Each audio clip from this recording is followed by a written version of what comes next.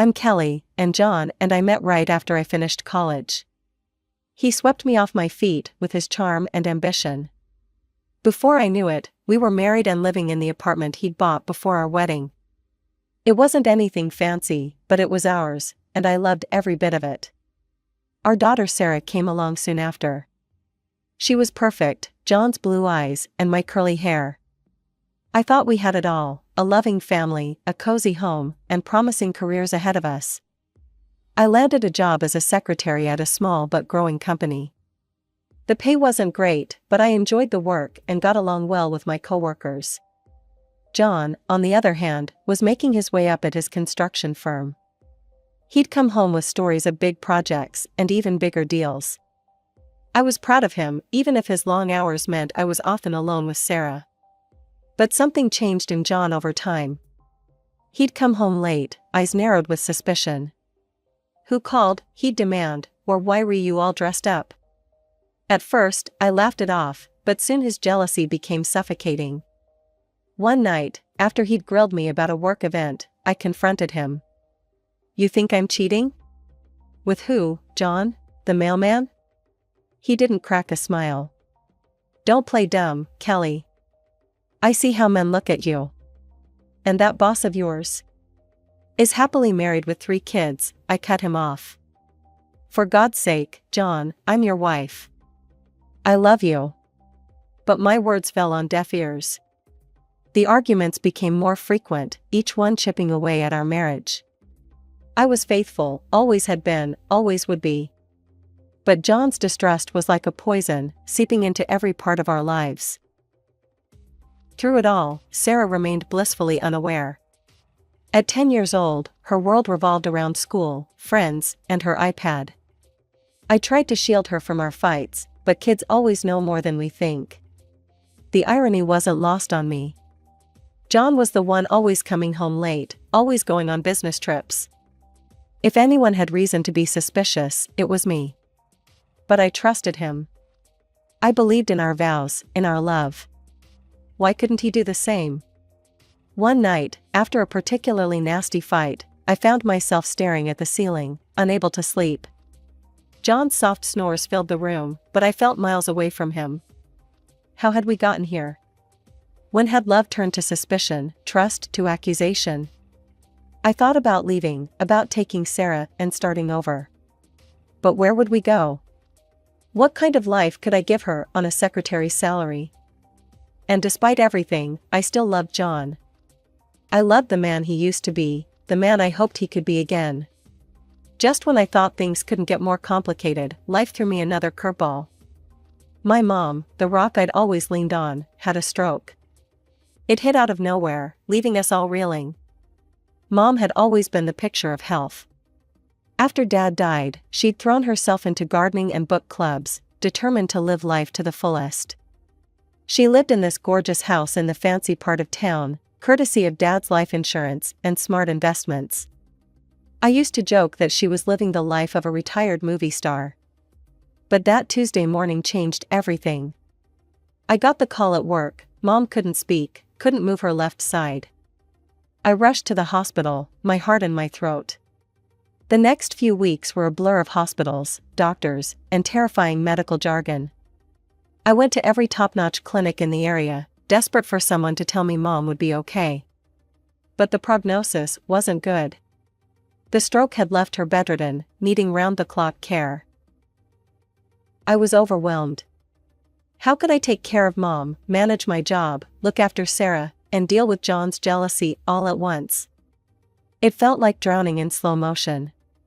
Then, out of the blue, John came up with an idea. "We should move into your mom's house," he said one night over dinner. I nearly choked on my pasta. "What?" "Think about it, Kelly," he continued, his eyes lighting up. "It's a great house in a fantastic neighborhood. Sarah would have her own room, maybe even a playroom. Your mom needs care, and you'd be right there. Plus, we could rent out this apartment for some extra cash." I had to admit, it made sense. Mom's house was way nicer than our apartment, and the idea of not having to commute to take care of her was appealing. But still, it felt weird. I don't know, John, I hesitated. It's Mom's house. We can't just barge in. Ask her, he insisted. I bet she'd love the company. It's better than a nursing home, right?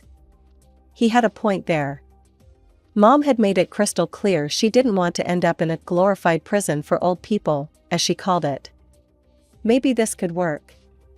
The next day, I broached the subject with Mom. To my surprise, her face lit up at the idea. "Oh, Kelly," she said, her voice weak but excited. "I'd love that. This old house needs some life in it again." And just like that, it was decided. We were moving into Mom's house. As I started packing up our apartment, I couldn't shake the feeling that this was the beginning of something big. I just didn't know if it was something good or bad. John was over the moon about the move. He kept talking about the garden he'd plant, the man cave he'd set up in the basement. Even Sarah seemed excited about having a bigger room. The move to Mom's house brought a whole new set of challenges. I quickly realized that taking care of a stroke patient was a full-time job, one I wasn't equipped to handle alone. After a week of sleepless nights and stress-filled days, I hired a nurse to help out during the day. Nurse Jenny was a godsend. She came in every morning at 8 and stayed until 6, taking care of Mom's basic needs. But evenings and nights were all on me. I'd come home from work, exhausted, only to start my second shift as Mom's caretaker.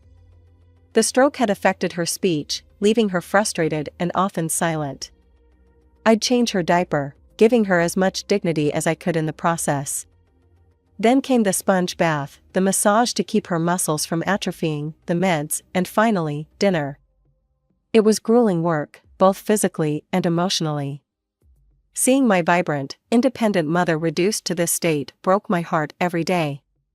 But I did it because I loved her, because she'd have done the same for me. What I didn't expect was Sarah's reaction to her grandmother's condition.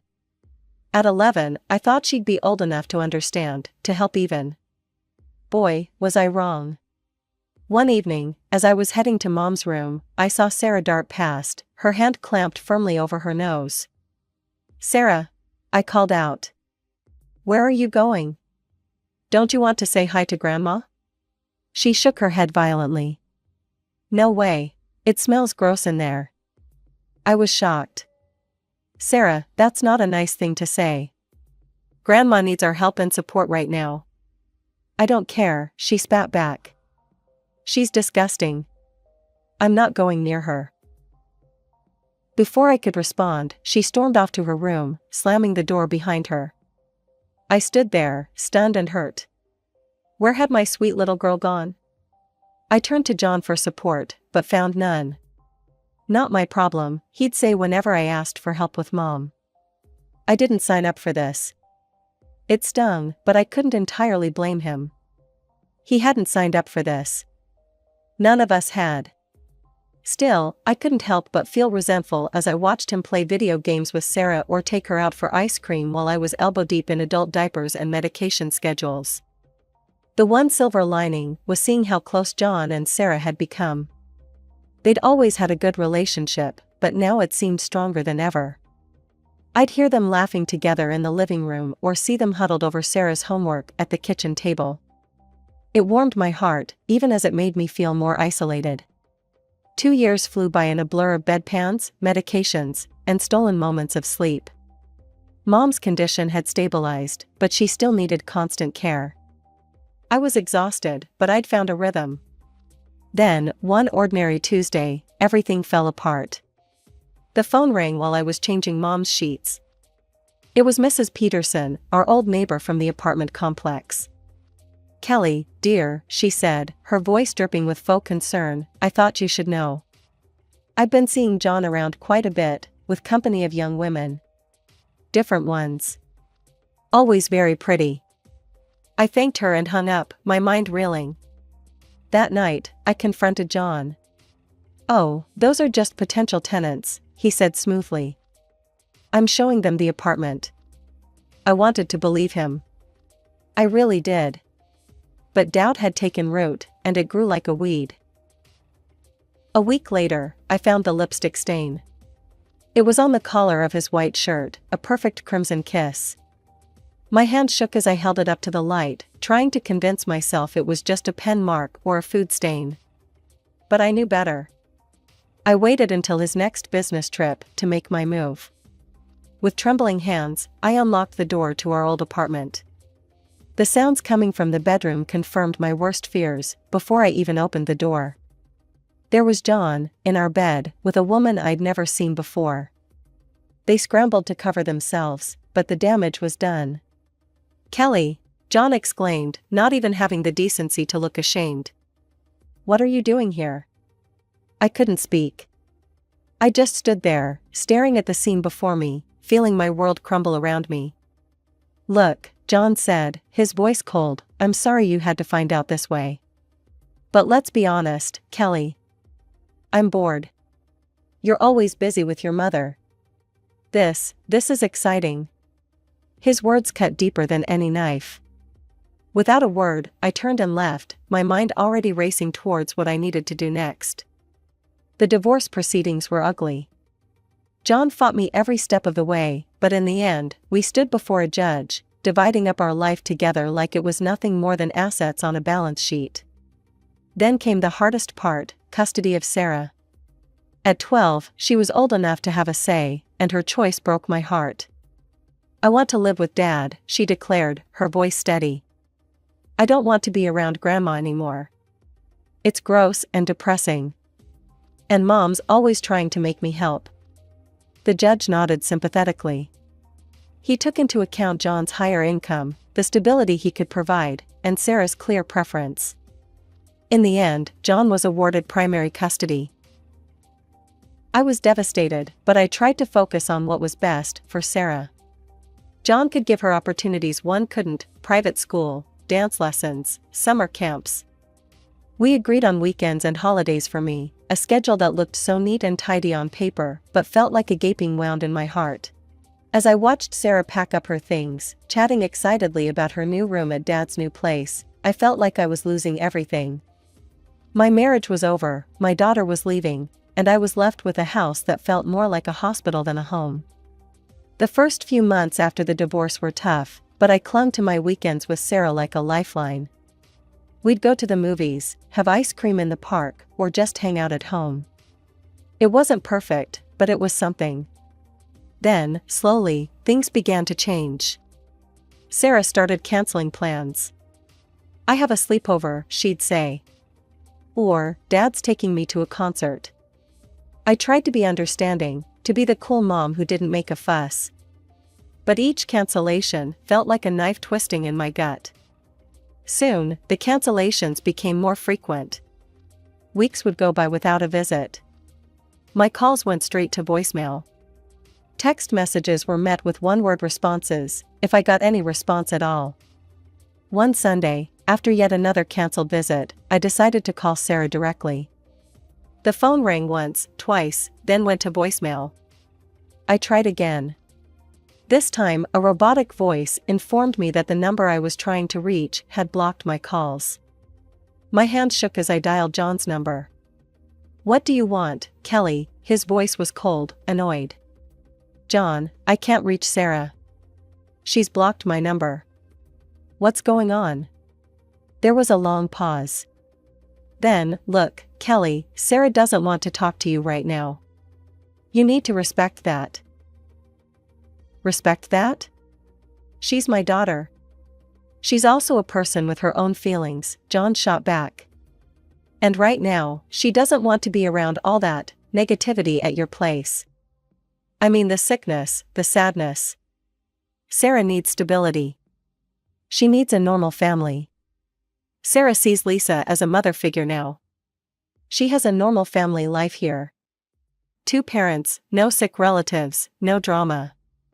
Why can't you just let her be happy?" I couldn't speak. Tears were streaming down my face, and I was glad John couldn't see me.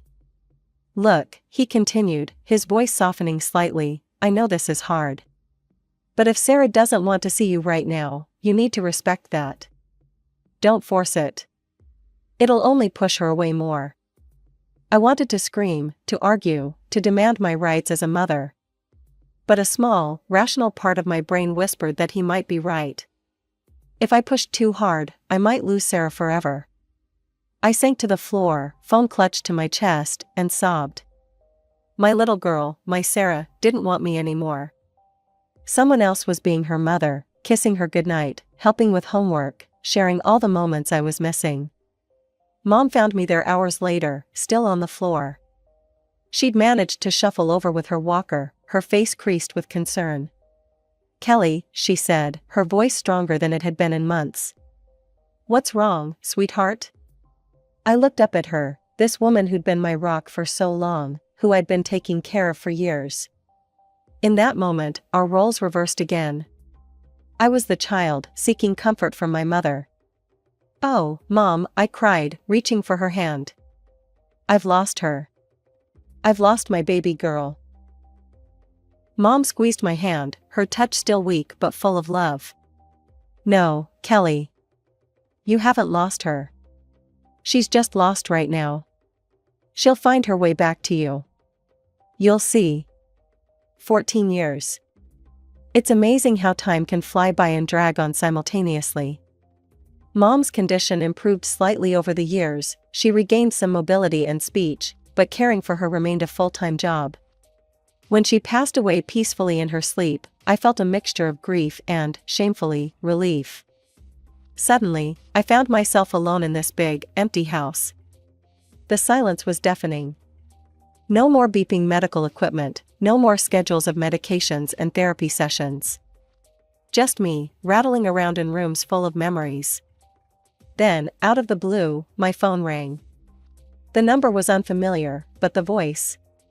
I'd know it anywhere, even after all these years. "Mom? It's Sarah. I was hoping we could meet to talk." We arranged to meet at a cafe downtown.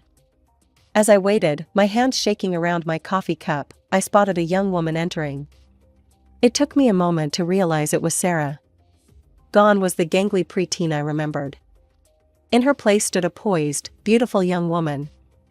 "Hi, Mom," she said, sliding into the seat across from me.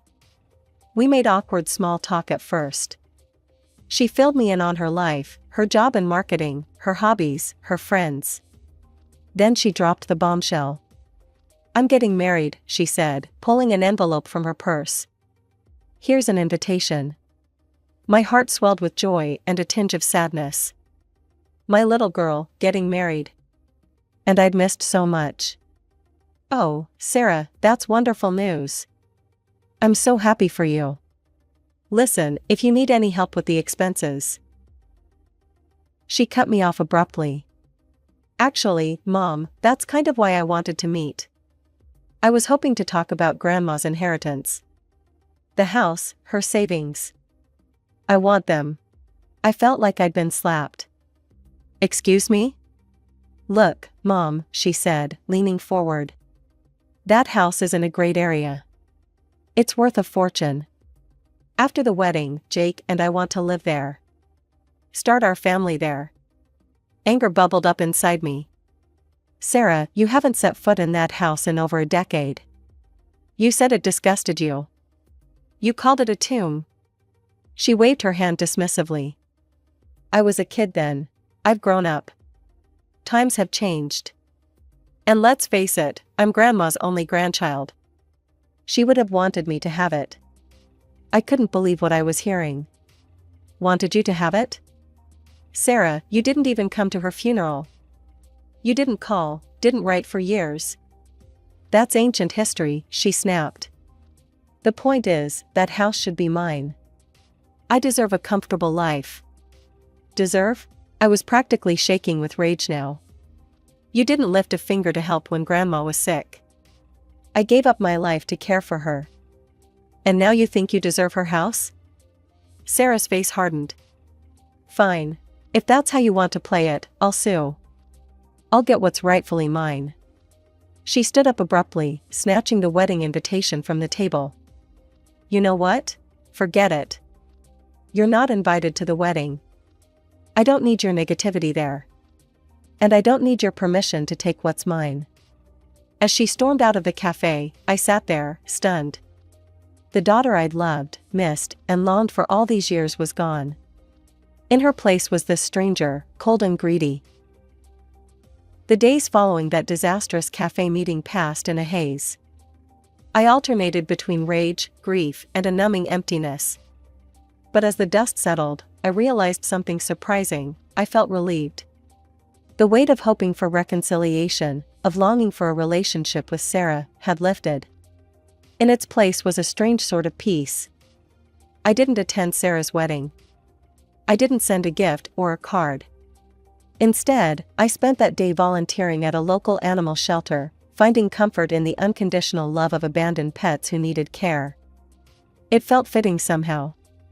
Curiosity got the better of me a few days later, and I found myself scrolling through Sarah's social media. There she was, radiant in white, smiling up at her new husband. For a moment, my heart clenched with the pain of what might have been. But then I saw it, a long, rambling post about her cruel mother who refused to attend her wedding, who withheld her rightful inheritance out of spite. I read it twice, marveling at the sheer audacity of her lies. Part of me wanted to comment, to set the record straight. But what would be the point? The people who mattered, the family who had seen me care for Mom all those years, knew the truth. As for everyone else? Well, their opinions of me based on a stranger's social media post were hardly my concern. A week later, my cousin Jeannie called. "Kelly, I thought you should know," she said, her voice a mix of anger and concern. "Sarah's been talking about suing you for your mom's estate." I sighed, unsurprised. "Let her try." "That's just it," Jeannie continued. "Apparently, she talked to a lawyer. He told her she doesn't have a leg to stand on. Your mom left everything to you, clear as day." I couldn't help but chuckle. Of course Mom had taken care of that. She'd always been the practical one. "Thanks for letting me know, Jeannie," I said. "But honestly, I don't care what Sarah does anymore. She's made her choices." There was a pause on the other end of the line. "Then, I'm proud of you, Kelly. After everything you've been through, you deserve some peace."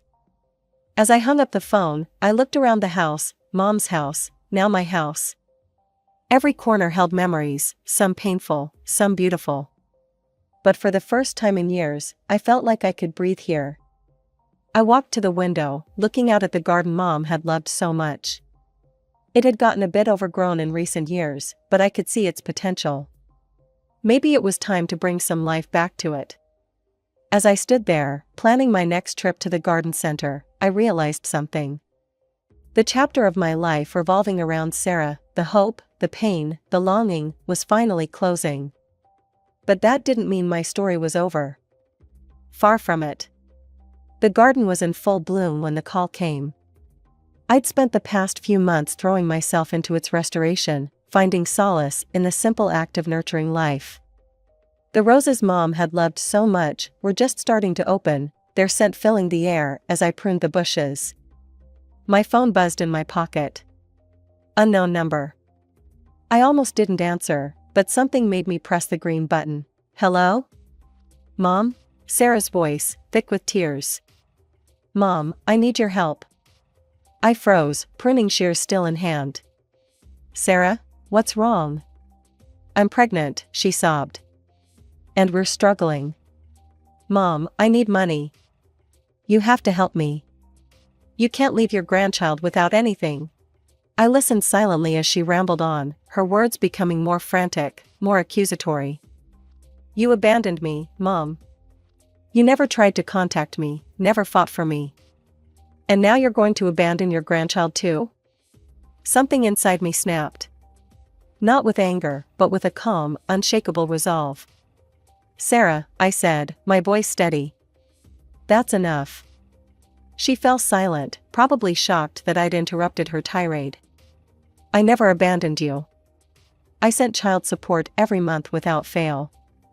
I called, I texted, I emailed. You blocked my number. You chose your stepmother.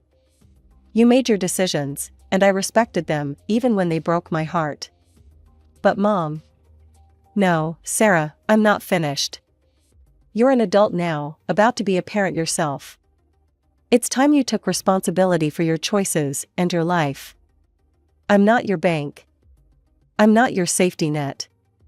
And I'm not going to be manipulated by lies and guilt trips. I could hear her breathing heavily on the other end of the line. If you need help, go to your father and stepmother. They're your real family, remember? The ones you chose. I've made my peace with that. Now you need to make peace with the consequences of your choices. You can't do this, Sarah cried. I'm your daughter.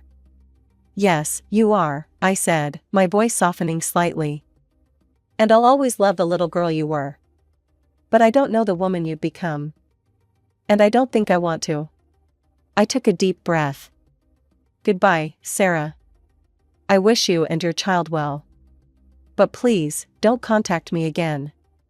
I ended the call before she could respond, my hand shaking slightly as I lowered the phone. For a moment, I stood there in the garden, surrounded by the blooming life I'd nurtured, feeling the weight of what had just happened. Then, slowly, I felt it lift. The last ties binding me to a painful past had been cut.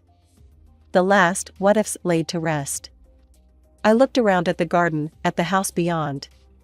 This was my life now. Not defined by loss or regret, but by the choices I made going forward. I picked up my pruning shears and turned back to the rosebush. There was still work to be done, still beauty to cultivate. And for the first time in longer than I could remember, I felt truly, completely free.